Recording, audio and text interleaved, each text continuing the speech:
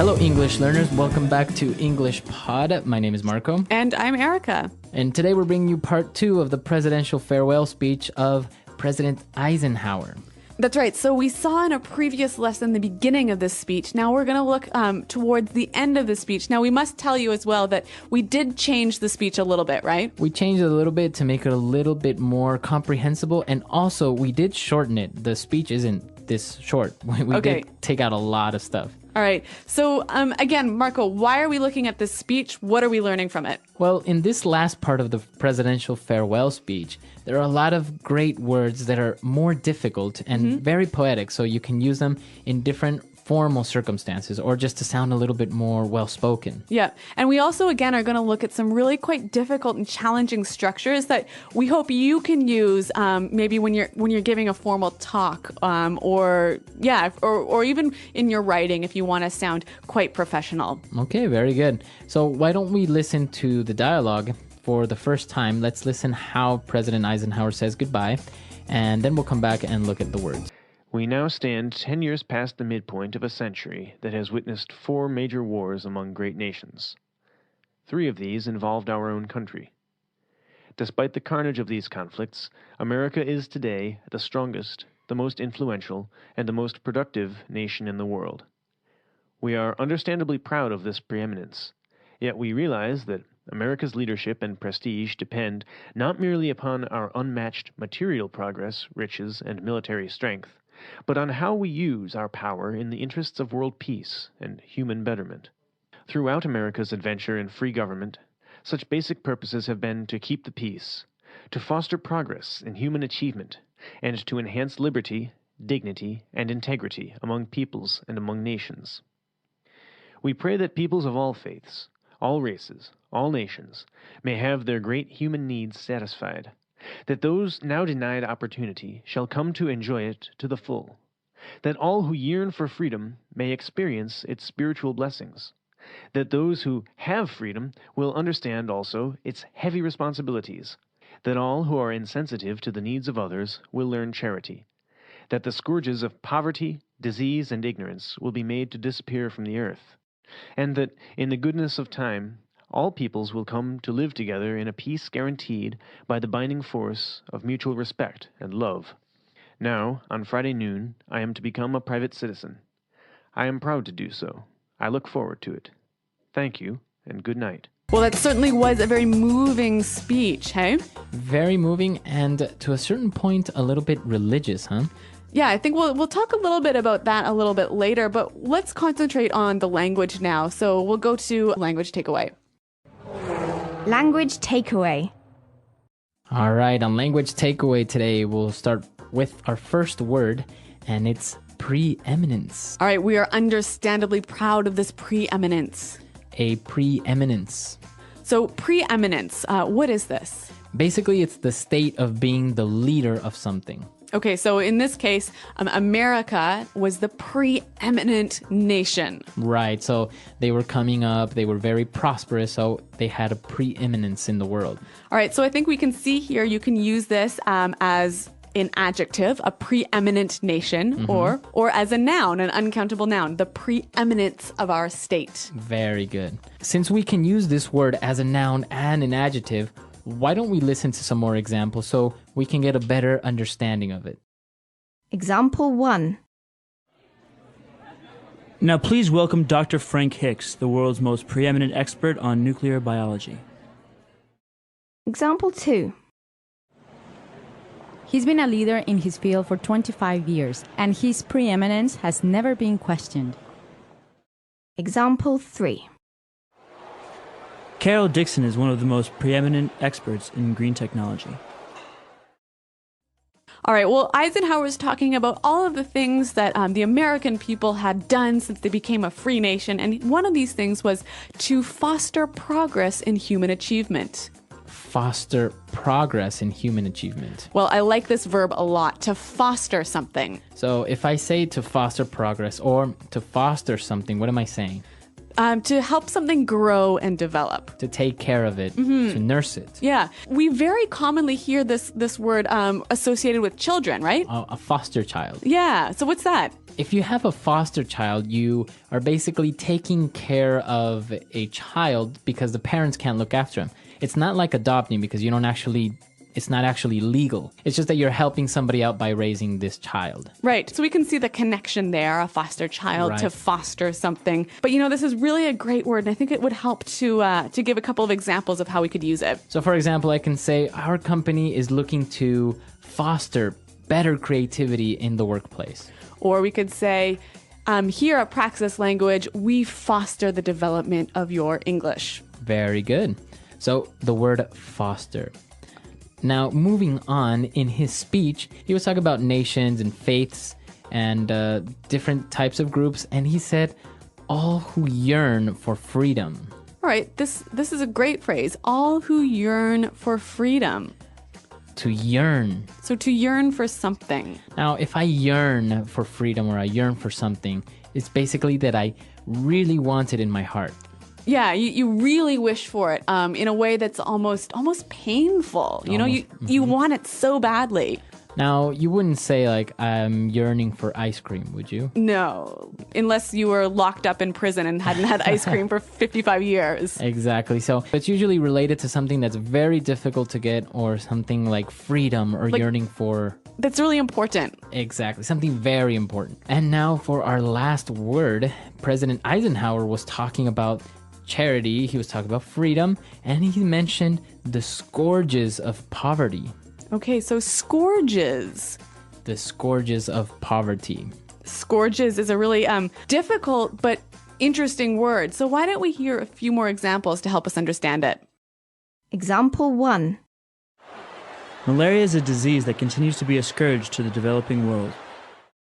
Example 2. One day we hope to eliminate the scourge of cancer.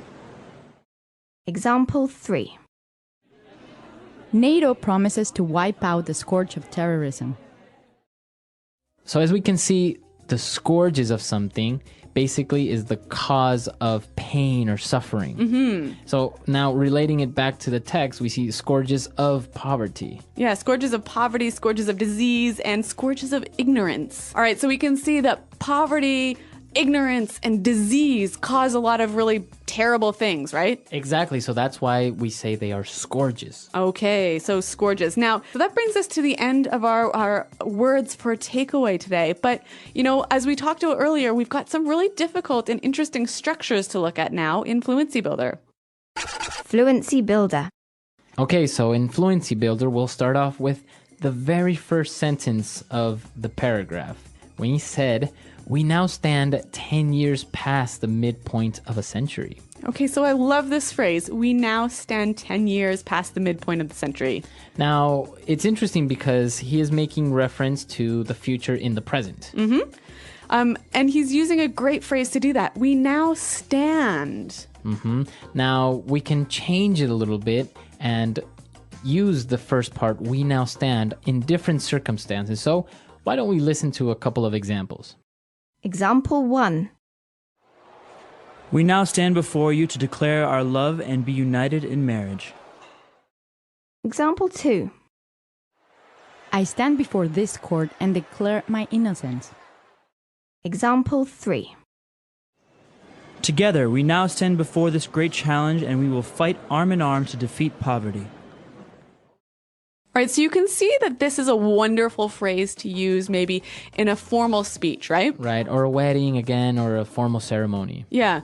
So, and it gives you this idea, this sort of very poetic image of people sort of almost standing at the cliff, standing before the, some big change that's about to take place. Exactly. So 10 years past the midpoint of a century, the United States has witnessed 4 major wars, right? Okay. And, well, he said, despite the carnage of these conflicts, America is today the strongest, the most influential, and most productive nation in the world. Okay, so a great structure here. Despite the carnage of these conflicts, America today is the strongest, blah, blah, blah, blah, blah. Right. Now, let's look at that first word, despite the carnage of these conflicts. Okay, so carnage, what's that?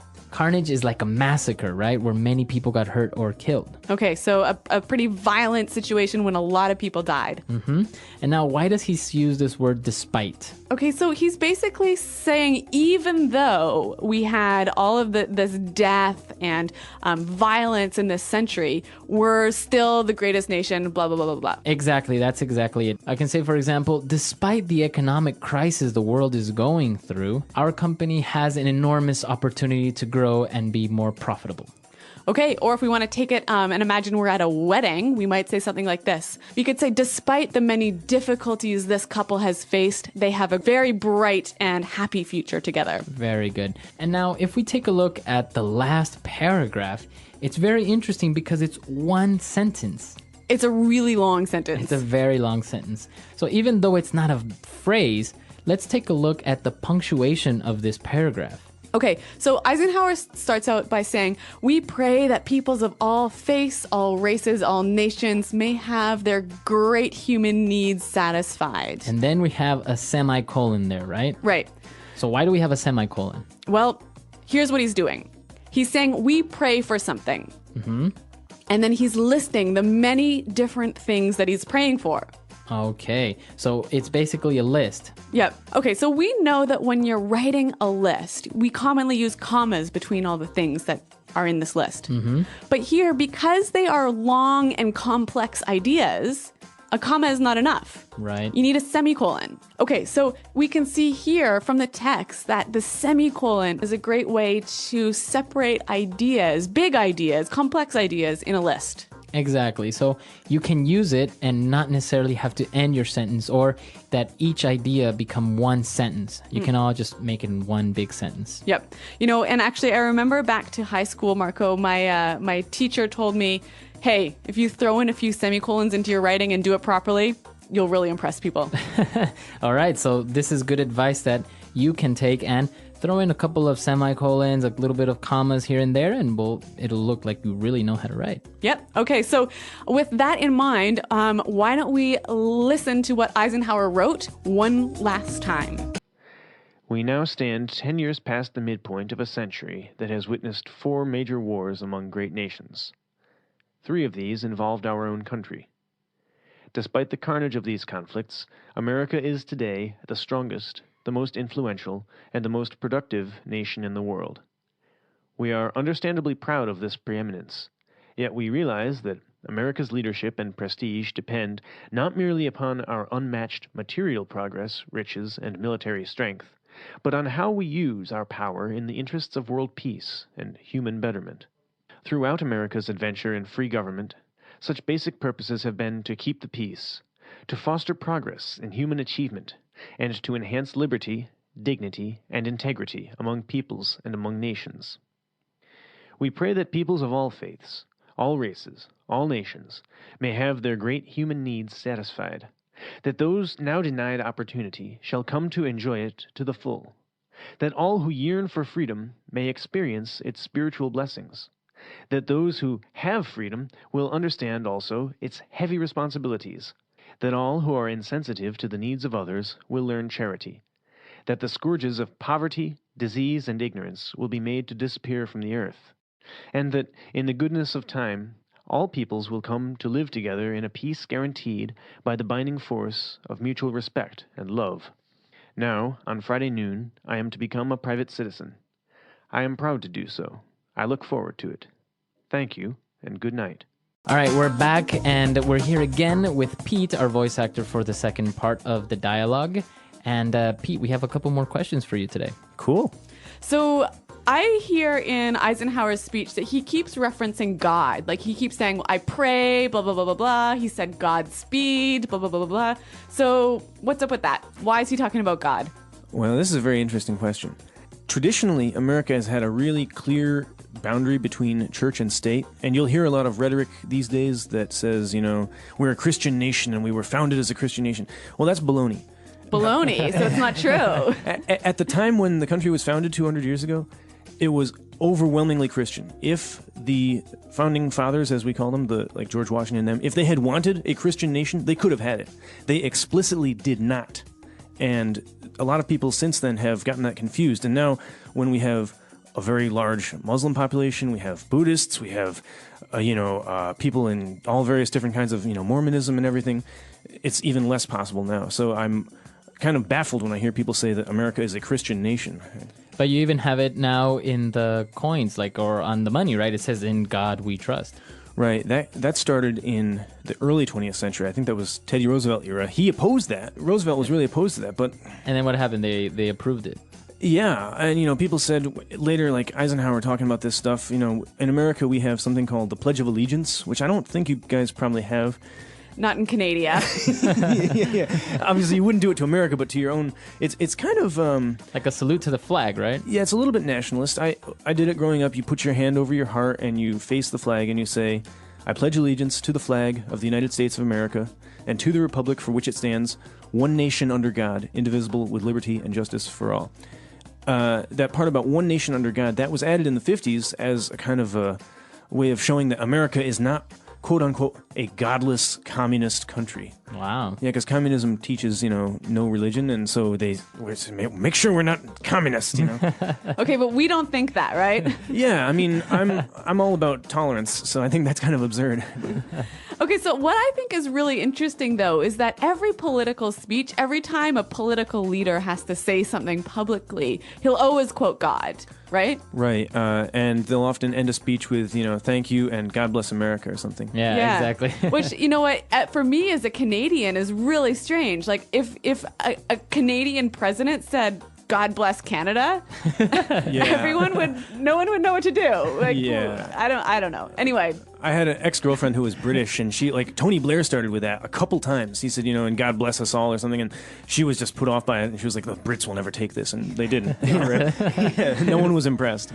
All right, well, an interesting feature of American history, politics, and society. So Thanks for that insight, Pete. Cool. My pleasure. Yeah, and if you guys have any comments or any suggestions about this lesson or any upcoming lessons, just let us know. Or American politics in general. Cool. I'll try to stop in on the forum and see if I can answer a question or two. That would be awesome. So visit us at englishpod.com, and Marco, myself, and Pete are around to answer your questions. All right, we'll see you guys there. Thanks for downloading, and goodbye. Bye.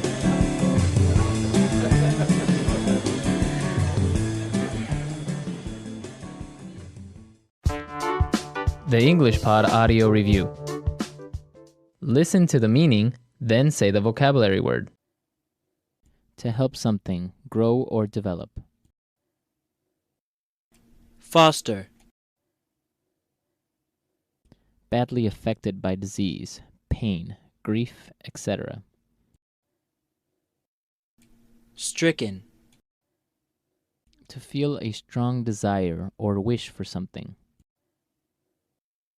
Yearn. In U.S. politics, a member or supporter of the Democratic Party, the more liberal of the two main political parties in the U.S. Democrat. More important, skillful, or successful than other. Preeminence. Belonging to the Republican Party, the more conservative of the two main political parties in the U.S. Republican.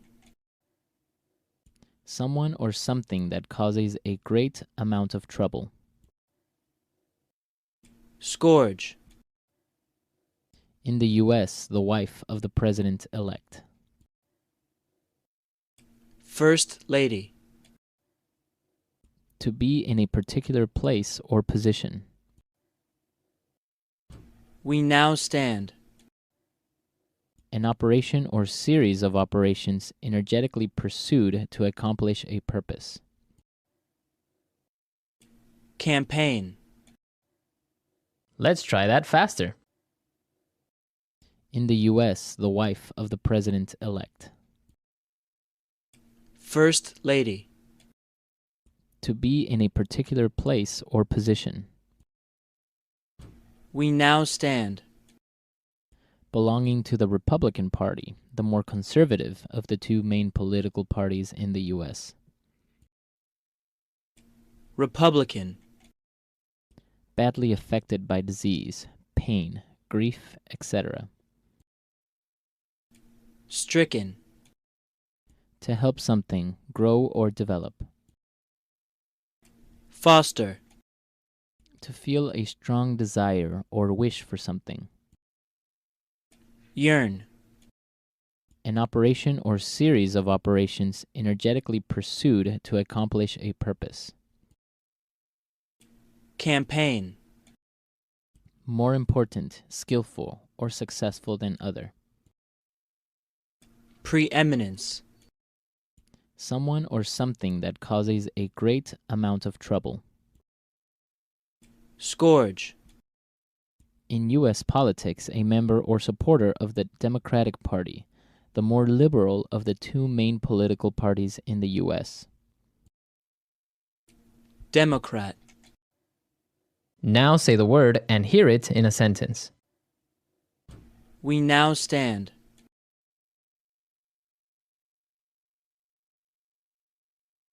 We now stand before you to declare our love and be united in marriage. We now stand. I stand before this court and declare my innocence. We now stand.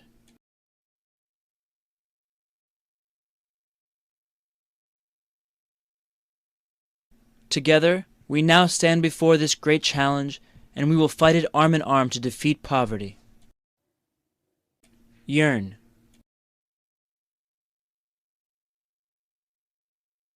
We must fight for those who yearn for their freedoms. Yearn.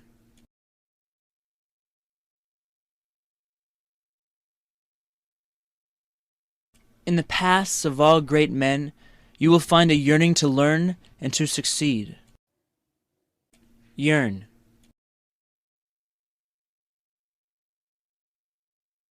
I'm yearning to find someone who will love me for me.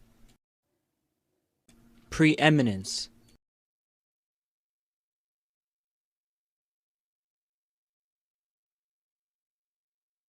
Now, please welcome Dr. Frank Hicks, the world's most preeminent expert on nuclear biology. Preeminence.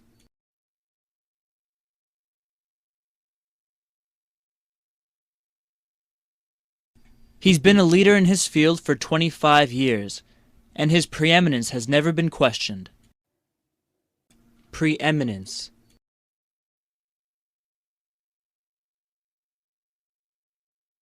Carol Dixon is one of the most preeminent experts in green technology. Foster.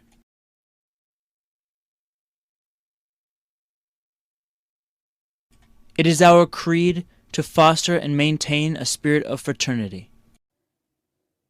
Foster.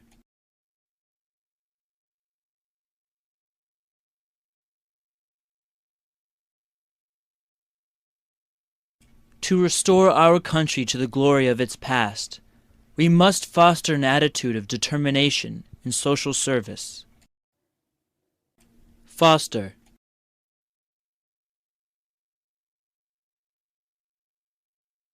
Unsanitary conditions help foster the spread of disease. Scourge.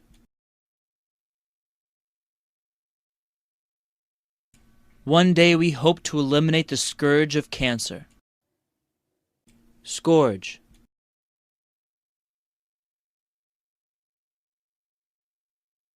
Malaria is a disease that continues to be a scourge to the developing world. Scourge.